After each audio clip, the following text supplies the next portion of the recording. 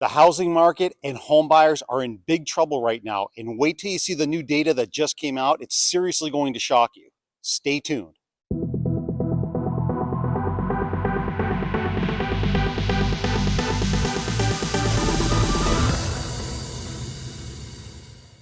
What's going on, my YouTube friends? This is Jerry Abbott, your #1 real estate resource here in beautiful Las Vegas. Hey guys, a couple of quick things before we dive into the video. If this is your first time to the channel and you want to learn the cold hard facts about the Las Vegas real estate market and real estate in general, then definitely subscribe to the channel down below.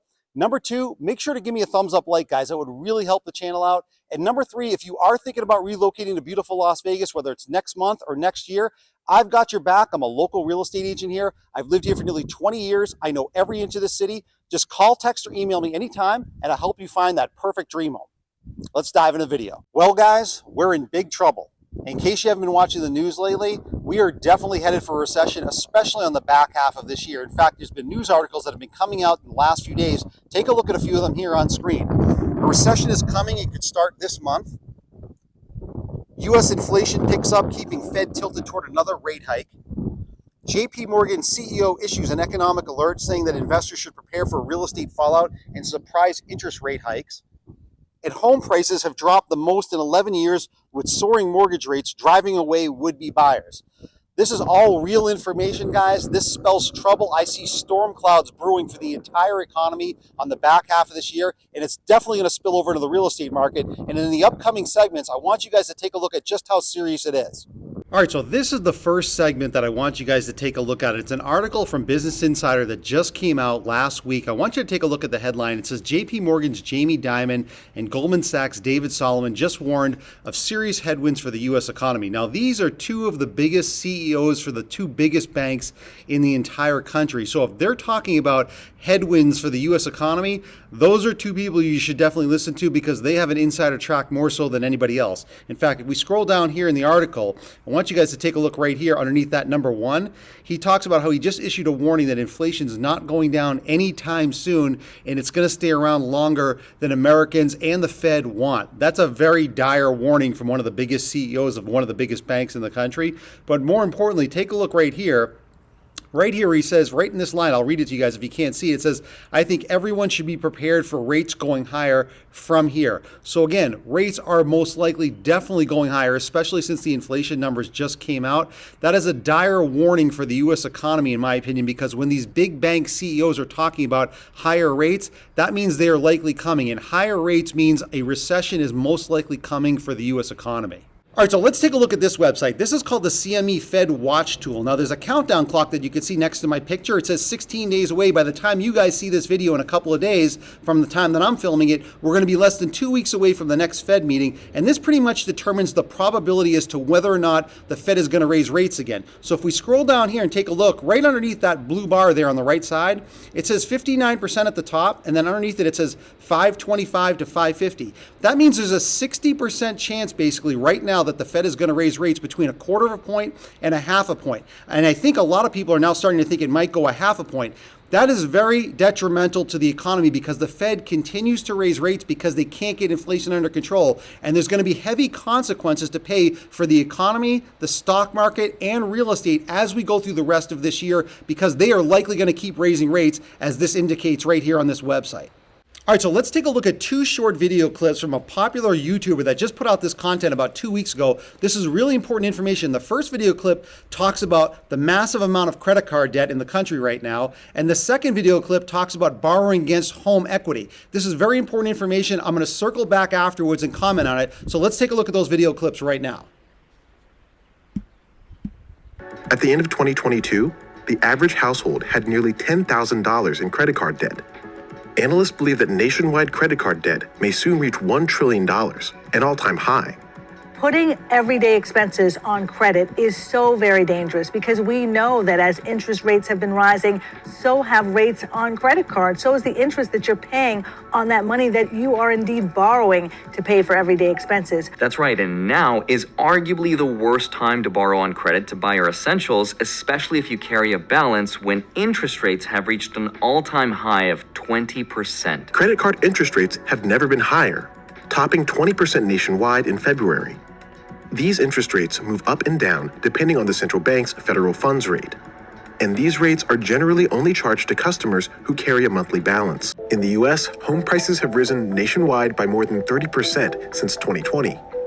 Roughly 2/3 of US households own a home. Economists believe that these house price increases can amplify spending. If you do, in fact, have equity in your home, you may potentially be in the market for a home equity line of credit. This is the ability to borrow against your home value. Exactly. Because home values went up as much as they did during the pandemic meant people built up a ton of equity, which also meant they could borrow against their house with something like a home equity line of credit to fuel that consumer spending that's so important that we've talked about. Of course, doing that is extremely risky because interest rates are still in motion. They're in flux. And that's why, ultimately, it all comes down to this. The Federal Reserve, for now, says those interest rates will stay higher for longer. With today's action, we have raised interest rates by 5 percentage points in a little more than a year. We are seeing the effects of our policy tightening on demand. It will take time, however, for the full effects of monetary restraint to be realized, especially on inflation. All right, so I know you guys might be wondering, why in the world am I showing you video clips about credit card debt and borrowing against home equity? And it goes back to one very basic principle. It goes back to being able to read between the lines and really see what's going on under the surface of the economy. With $1 trillion in credit card debt and growing from U.S. consumers, and then people talking about potentially taking home equity lines of credit against the equity in their homes to pay for basic needs or to go on vacations or to buy cars. This, to me, is a house of cards, the entire economy. The Fed is continuously raising rates. People do not have the savings, so they're borrowing on credit cards, they're borrowing against their houses. This leads to a much bigger problem down the line that most people are not even remotely talking about. As rates continue to go higher, this is going to turn into a recessionary time period, especially in my opinion, in the back half of this year. That's going to have a major impact on the economy. It's going to have a major impact, in my opinion, on the stock market and real estate prices. Real estate prices are stubborn. They are usually the last to go down. They're very stubborn, especially since the pandemic. But after all of this borrowing, all the problems that are coming up on people that don't have money to pay for basic needs and putting everything against credit debt in terms of credit cards and home equity lines of credit, that spells big trouble down the line, in my opinion, for a massive recession coming through the rest of this year, potentially into 2024.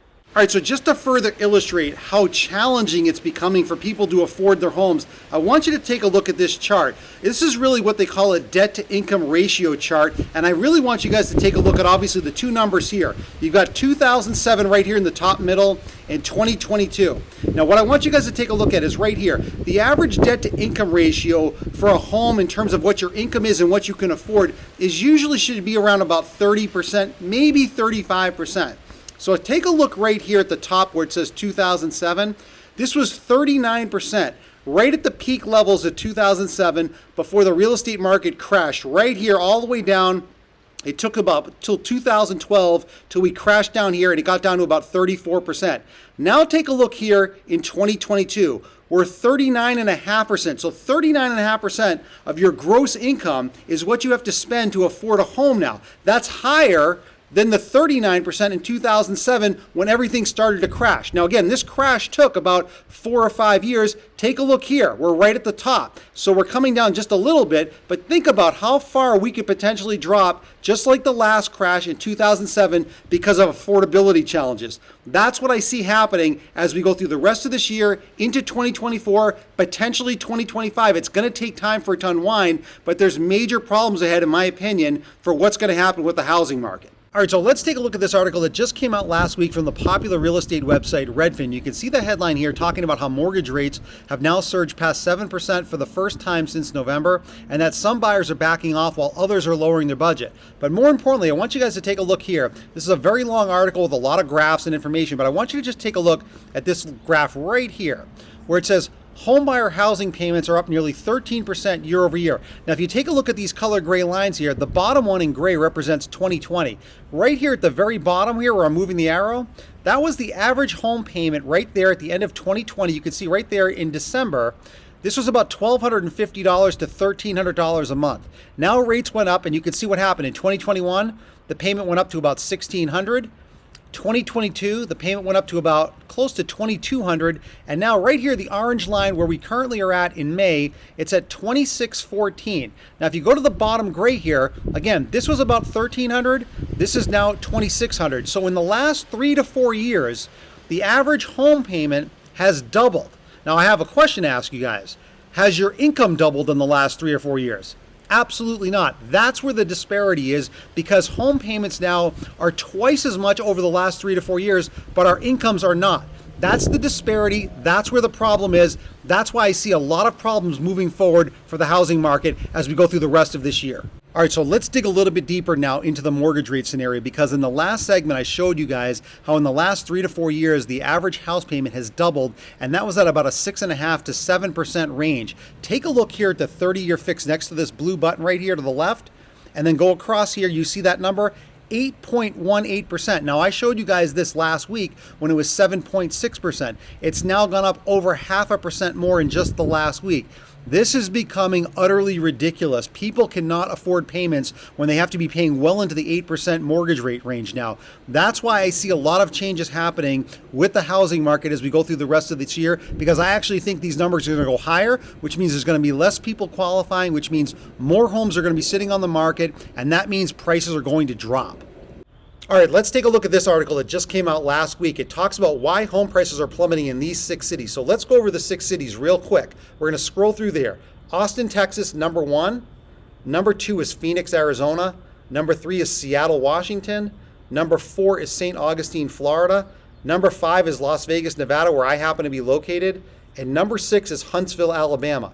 Now, let's go here to Las Vegas, since this is where I happen to be located. It talks about right here where I highlighted this sentence. It says the median home price touched nearly $450,000 in 2022 and is now hovering closer to $395,000. Now, that's a little bit off. Last year, about a year ago, peak median level home prices here in Las Vegas were about $485,000. Now they're down to about $430,000. So we've come down about 12 or 15%, depending on the particular community and zip code. And in the next couple of segments, I'm going to show you a few more areas here in Las Vegas, showing you definite price reductions that are still continuing here, and brand new homes that still have price reductions going on in specific communities that are being built. So let's take a look at that right now.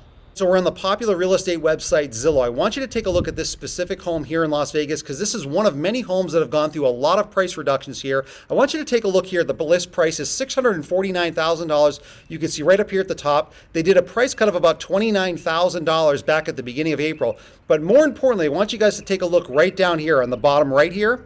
You can see this home was sold in September of 2021 for $463,000.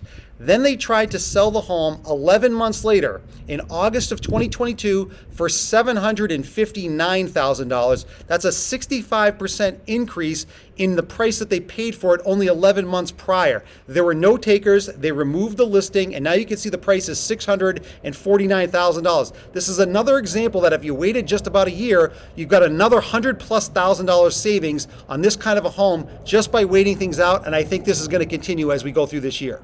All right, so now let's take a look at some brand new construction homes and the price reductions they are going through. This is a community by the Pulte builder called Del Webb. They're a community out in Lake Las Vegas, about 30 minutes away from the main area of Las Vegas. It's a beautiful area. I want you guys to just take a look at some of the price reductions here. You can see just under my picture here in that red bar, it says $75,000 in savings on this particular home.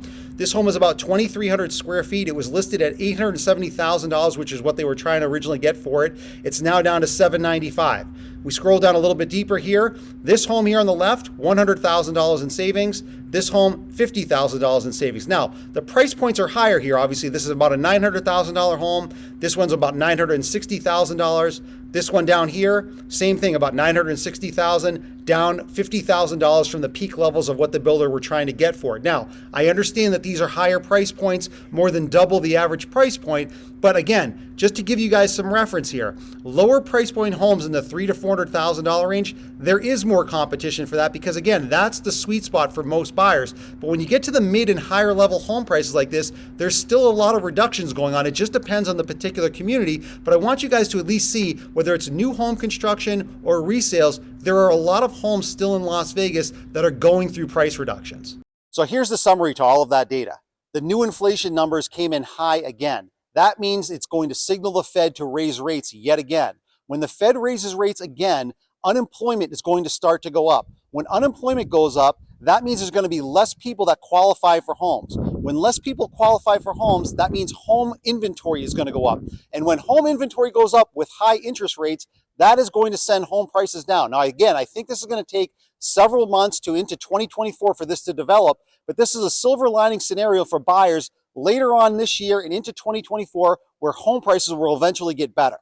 So I hope you guys enjoyed today's video. I also hope you appreciate my transparency. Like I've said before, I'm always going to keep it real on this channel regarding the overall real estate market with specific emphasis here in Las Vegas. So like I said earlier in the video, guys, be patient. Time is on your side. I think home prices are definitely coming down on the back half of this year and into 2024. But when that time is right for you, if you're thinking about relocating to beautiful Las Vegas, I've got your back. I'm a local real estate agent here. I've lived here for nearly 20 years. I know every inch of the city. When the time is right for you, just call, text, or email me anytime, and I'll help you find that perfect dream home. I'll see you in the next video.